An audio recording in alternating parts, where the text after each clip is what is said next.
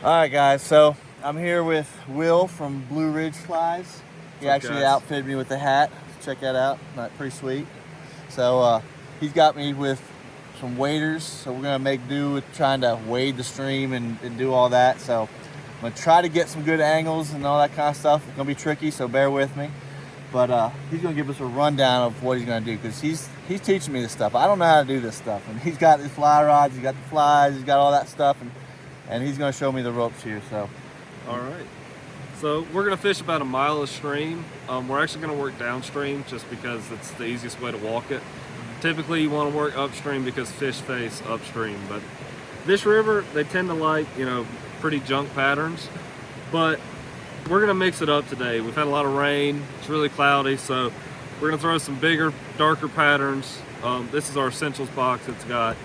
You tie all these yourself? I tie a lot of them myself. Yeah. You and your partners? So me and my dad have been running the business mainly. Okay. And so I do a lot of the tying. My dad helps me, with the business side of things. This is our stocky box. This will be my go-to box on this river most days. But today we're gonna mix it up. Probably throw some natural patterns, some darker patterns, a little bit bigger stuff to see what the fish are into. Cool deal. All right. All right. Yeah, he's gonna outfit me with some stuff, and I'm sure we'll get into some. And he might just have to show me how to cast and all that stuff. So I think I know somewhat how to do it. Yeah. But it's been a long time. I've fished the brim. That's about it. Well, it's the same thing. You just cast in a different spot. So it'll be easy. Teach a lot of people to do it. So we'll be good to go. Good deal. All right, guys. Stay tuned. It should be fun. Blue Ridge Flies is a small company based out of West South Carolina. Will started the company with the help of his father while attending Clemson University in pursuit of a business marketing degree. There, as his passion for fly fishing grew, he learned the art of tying flies. Blue Ridge Fly Company now provides curated fly boxes that have all sorts of types of flies to try to take the guesswork out of fly fishing. Will has assembled these boxes with assorted flies that will accommodate any situation that you might encounter out on the water. These convenient and durable boxes are also listed at a very reasonable price. Don't worry, my fellow bass anglers, he's also got a bass box full of flies that have been proven to catch bass if you're willing to expand your horizons. So make sure to check out blueridgeflies.com. I'm sure Will can hook you up to help you get closer to catching a trout like this one. Make sure you let him know that I sent you. Now let's get back to our trout catching adventure. So you need to understand that it's been over 10 years since I've even touched a fly rod, and that was to catch brim out of a local pond here in Tennessee. So I'm going to attempt to show you everything that I learned during this trip, including the casting and all the frustrations that I faced. So the first thing you can do, for my sake, is to get all the images of the movie A River Runs Through It out of your head, because this ain't that. But with that said, after a little practice, getting my flies to productive water was not that difficult. It's like normal creek fishing. You want to target those current seams and present your lure to them. But in this case, you want to target upstream and allow the current to take the fly to the fish, while keeping an eye on your strike indicator to watch to see if it stops or goes under. If there is no strike on a particular drift, you simply repeat the cast and do it over again.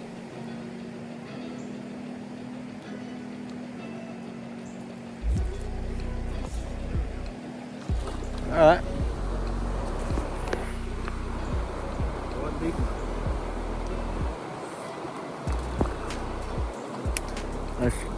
Nice rainbow.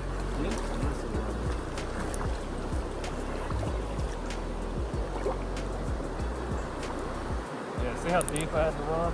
Yeah.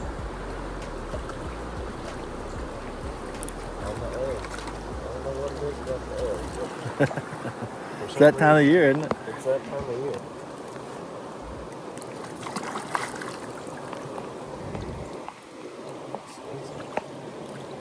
This is a pretty typical rainbow for this area. Okay.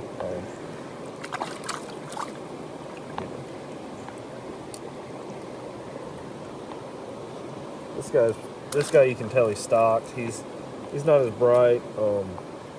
Natural ones are natural native ones have more... really bright colors. Can't get a for some reason. They're slimy fish. Yeah. But yeah, natural ones, they tend to have white tips on their fins, and they're a little bit brighter. Let him go off there. But we got as much rainbow and browns and there's rainbows, browns, and brooks in this stream. Okay. And there are some really big browns that I don't know where they came from because they didn't used to be here, but I've caught them 20 plus inches in the stream. Cool. But they're hard to catch. Yeah, I bet. Some rivers you can get lucky and Here we're drifting a tandem rig, which is simply two flies underneath a strike indicator, one fly tied to the other. This helps narrow down the flies that are going to be effective, while also determining the depth at which the fish will strike. Just like bass fishing, trout will more aggressively hit a lure at a certain depth, whether it be on the surface or along the bottom.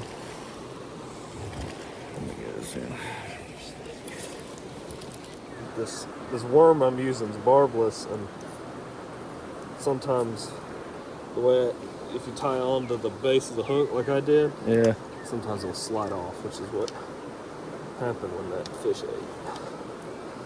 What we can do is that woolly bugger's got a barb on it, so I'm actually just going to run a second fly below it.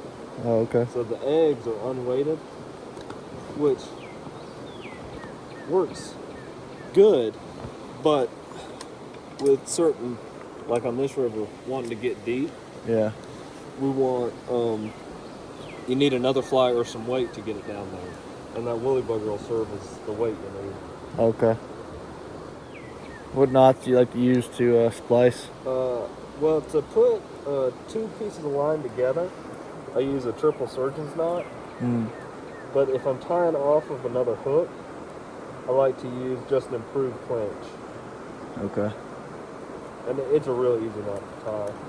What I have here, this is tippet.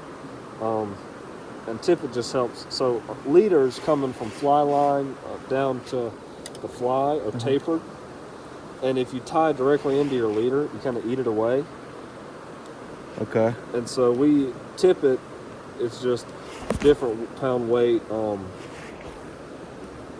just some different weight lines, you know, and it can be mono or fluoro. There's no rule one way or the other.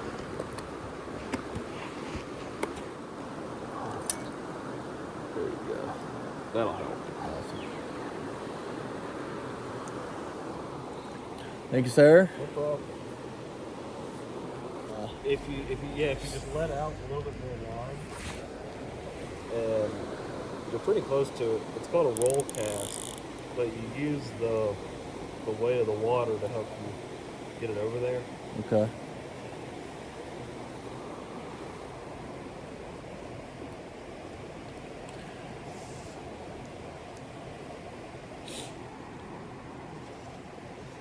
Oh, there's one. There you go. Yeah, one. Sorry about that egg. Yeah.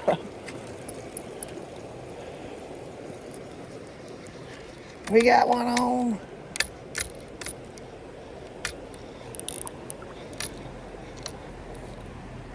Yeah, you got him in the net. All right. Awesome. On that edge. Yeah. Was it on the egg? Yeah. All right. Weird little fish. It's a weird little fish. Yep. It's funny, a guy at the show yesterday was like, I really like that box, but with all these, like, there were a lot of guys at the show yesterday. Check that out. And he was like, with all these guides here, I don't want to see me buying it. That's a nice little guy. All right. Sweet.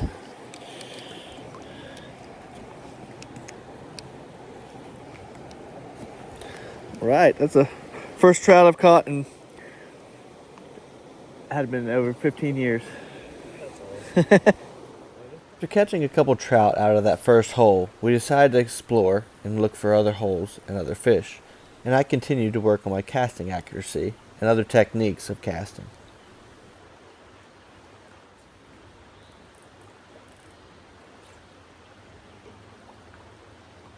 Ridding myself of the techniques I use with spin gear proved to be the most difficult thing. Learning how to use the flexibility of the fly rod to carry the line and letting the line carry your fly was the key to having success. Due to the recent rains, the creek level had risen about 1.5 feet in this portion of the Appalachians in western North Carolina. It's amazing how well these felt bottom makes a big difference.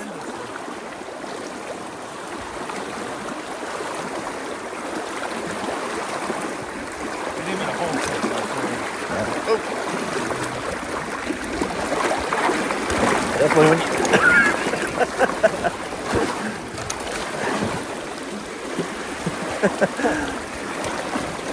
you pull your foot up, it's like, yeah, that's not going where I put it. As my confidence increased with my casting ability, so did my carelessness and my level of risk. Oh no.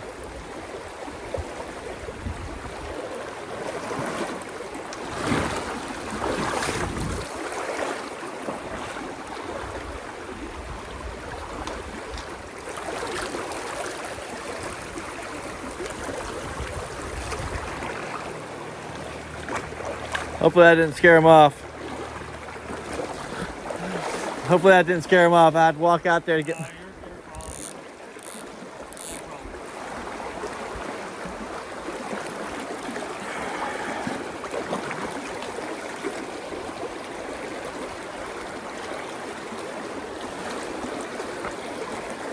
All right.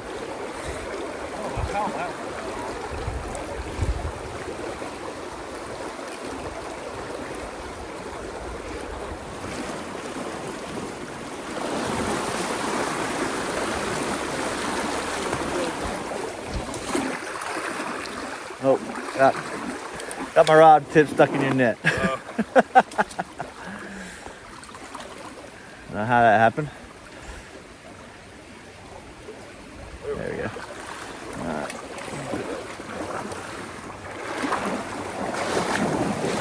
After a bit of walking and exploring, we came upon a pool that was just loaded with trout.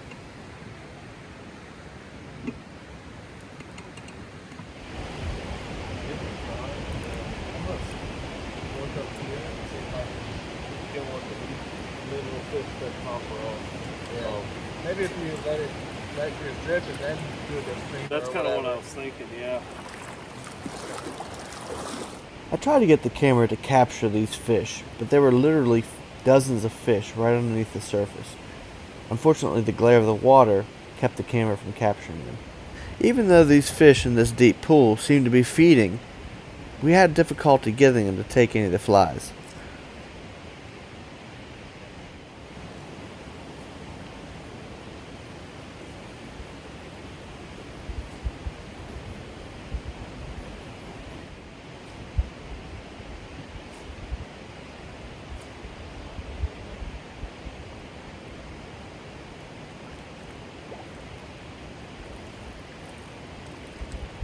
Size one.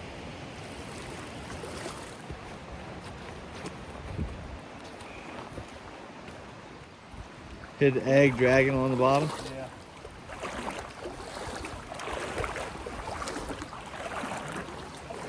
Is there a bunch of them up here too in this pool? Yeah. Just amazing that down there. You can't see them all. Is that a brown? No, it's a rainbow. He's just got a little darker colors on him.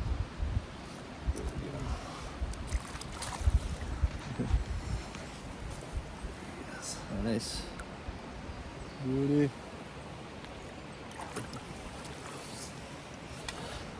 Yeah, so there's fish all in this hole. These fish seem to react when we aggressively move the fly in front of them.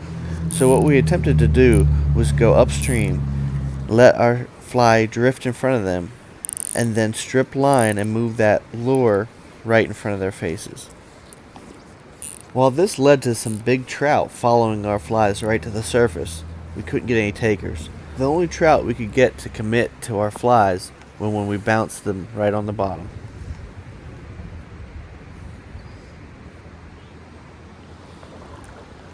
Got one? That one was on pink worm.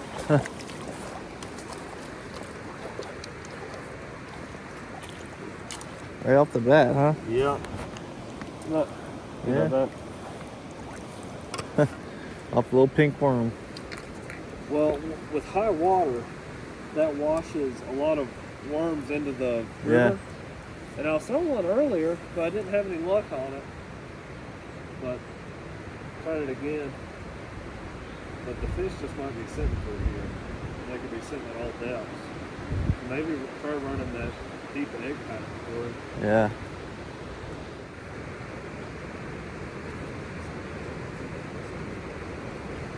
Oh. Yeah.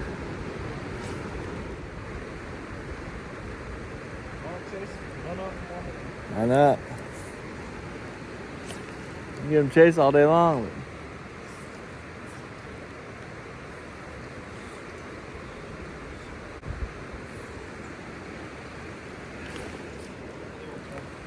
Whoa.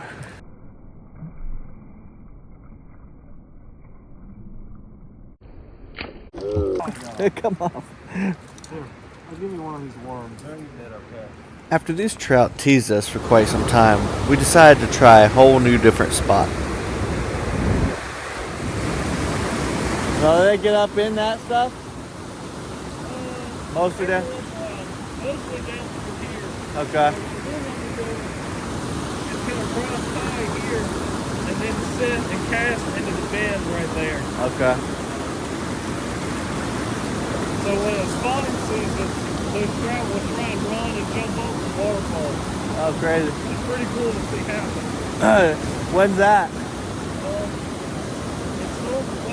The rainbows will spawn in the springtime, but they don't. These are soft rainbows, so they don't get as excited about it. Yeah. The brown, they spawn in the fall. I don't know about you, but I find something very therapeutic about the sound of running water and waterfalls, and immersing myself in the midst of the sounds and sights of God's creation.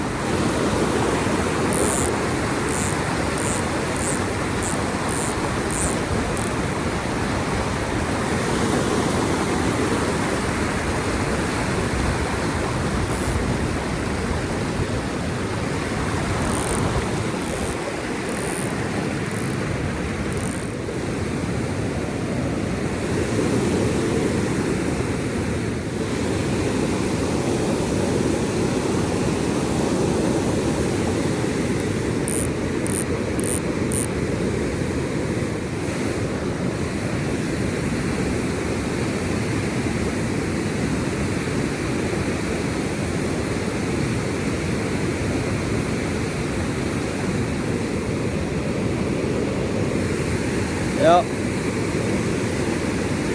At the bottom.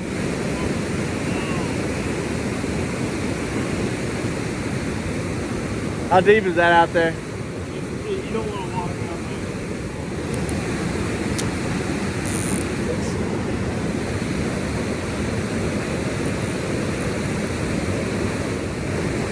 there. Lost a worm. Well, it didn't seem like the worm was working very well anyway. Yeah. I'm trying to get my stuff, my bobber and everything to go back there, or it's going back that way. That's the goal. That's like the best place to cast. You can get it over. I got my lure over there. I just couldn't get my bobber, and then my bobber pulled it over that way. Anyway.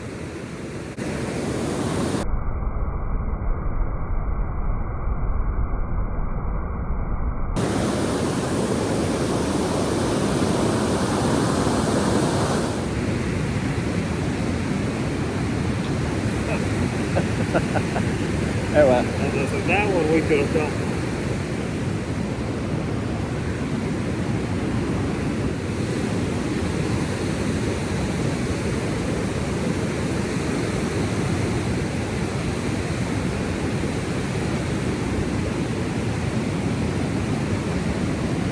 Oh, I think so. If I get pulled back.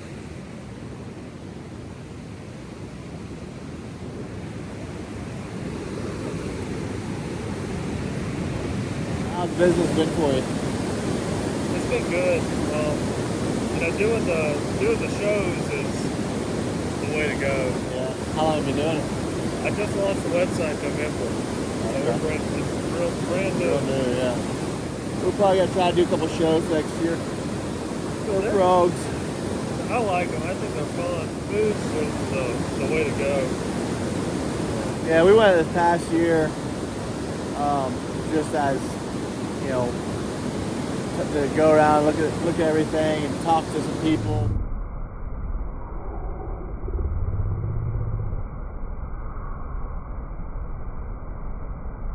Yeah. I just saw a trout jump. Really? Yep. Might be able to throw up there, maybe. What's hurt? Maybe with this high water, they're taking advantage of it, trying to get up there. It could be. It's normally a waterfall, but normally it's not as much water. Yeah. And so it's really hard for it to get up. Yeah. Might be possible now. They better swim their little hearts out, though. Thanks, sir.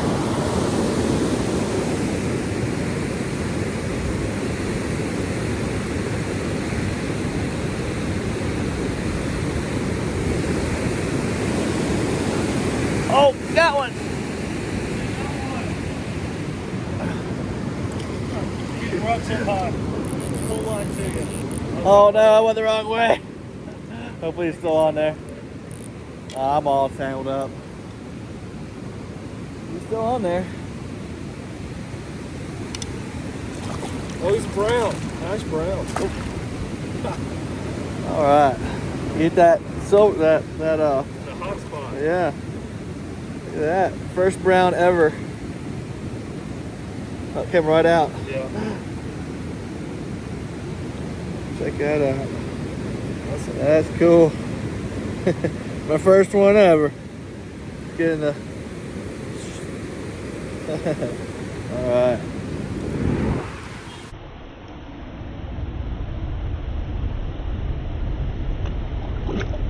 There he goes. He chased that sucker right up there up to the surface and ate it. Yeah. Yeah. They're all kind of twisted here. I was getting ready to make a cast. I was pulling it up and he came up and hit it.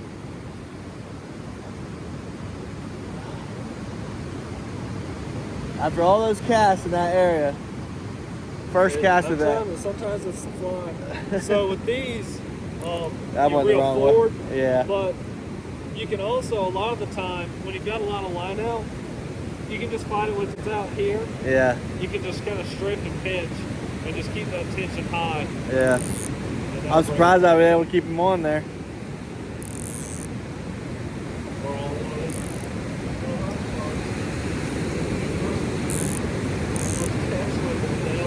Yeah. And good color too.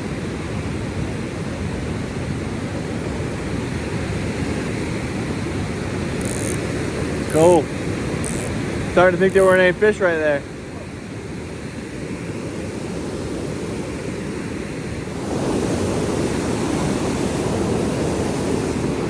Even though I thoroughly enjoy this area with the waterfall and the rushing water, the fish didn't seem to want to cooperate.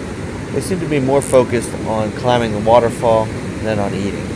Even though my casting accuracy was greatly improved here, and I was able to get some really good drifts, we weren't able to get trout to cooperate.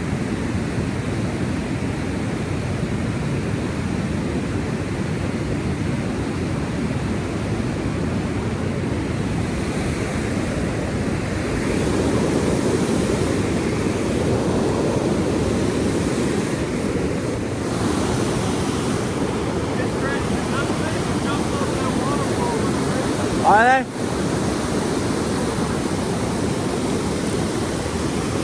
You seen a couple more?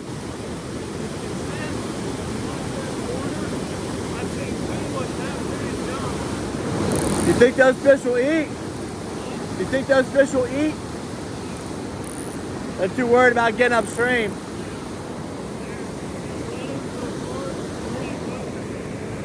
After all that effort, I was able to snag the biggest catch of the day.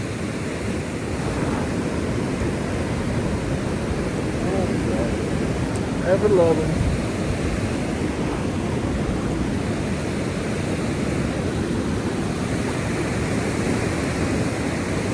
I'm hung up on myself.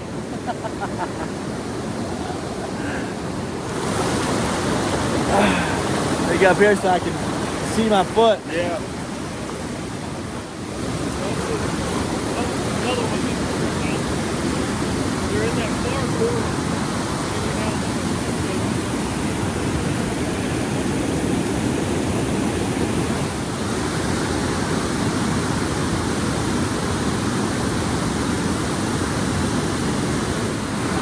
Gotta be some sitting up there that would be willing to eat.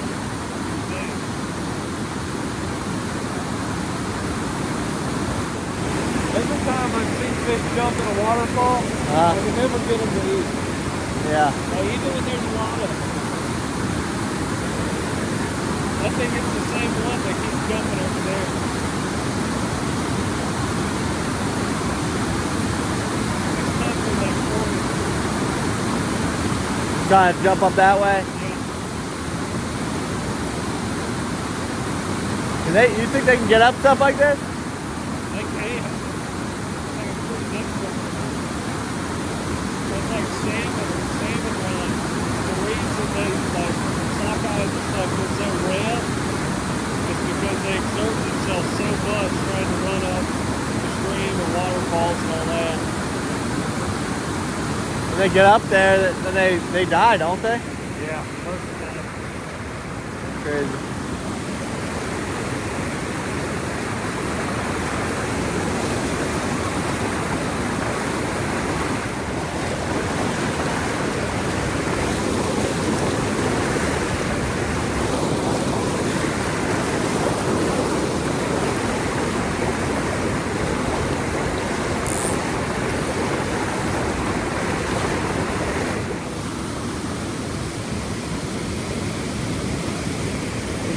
This isn't as swift as I thought it was going to be. Nope. These felt shoes are amazing. Yeah. These felt shoes or boots are amazing. Oh yeah. I started off when I started fly fishing. I just had duck waders, which I thought was pretty hard. Yeah. My first time I went out fishing with them, I swamped them. Well, we caught a few today. Yeah. That was fun, man. I enjoyed it. If it wasn't for the rain, Yeah. probably would have caught a lot more. Yeah. It was just too cloudy. And water can be too clear too, so it's easier. The fish bite better when the water's clear, but you have to be more delicate. So the clear water, they can see you, they can see your indicator, Yeah. they can see all that. And They're a lot more easily spooked. they're more easily spooked. But they can see the flies better, so they eat them. Yeah. When it's cloudy like this, I mean, you gotta practically hit them in the nose to get them to eat. Yeah. Well, when you're fishing, fish that obviously feed my sight, Yeah. it's not vibration or anything like that. Well, when you're throwing streamers, then you get some of that vibration Yeah. attack in there. And that's a lot of fun. But that takes a lot of practice. You get hung on everything. I bet. I want to take this opportunity to thank Will from Blue Ridge Flies for taking the time to have this adventure with me, to teach me how to fly fish, how to navigate the stream, how to find trout, and how to catch them. We are so blessed to be in an area where you can have phenomenal bass fishing and also retreat to the mountains to catch these awesome trout and experience this pristine wilderness. So if you want an adventure, contact Will from Blue Ridge Flies. He'll hook you up. Until next time, guys, tight lines.